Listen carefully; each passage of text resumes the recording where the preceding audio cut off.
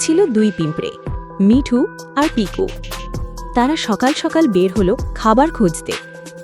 বাগানের কোণে শুকনো চাউলের দানা ছড়িয়ে থাকতে দেখে দুজন খুশি হলো।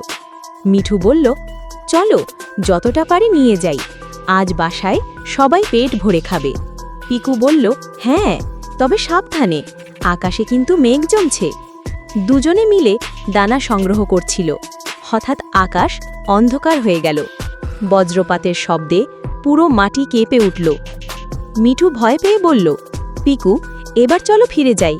কিন্তু পিকু বলল, আরেকটু নিলেই তো বাসায় সবার জন্য যথেষ্ট হবে। ঠিক তখনই প্রচণ্ড ঝড় শুরু হলো। বাতাসে পাতা উড়ে গেল, মাটি ভিজে পিচ্ছিল হয়ে গেল। পিকু দানা ধরে রাখতে রাখতে প্রায় উড়ে যাচ্ছিল। মিঠু তৎক্ষণাৎ পিকুকে শক্ত করে ধরে নিজের শরীর দিয়ে আড়াল করল। তারা কষ্ট করে গর্তের ভেতর আশ্রয় নিল। ঝড় থেমে গেলে দুজন হাঁপাতে হাঁপাতে একে অপরের দিকে তাকালো। পিকু লজ্জিত হয়ে বলল, তুমি না থাকলে আমি হয়তো বাঁচতাম না।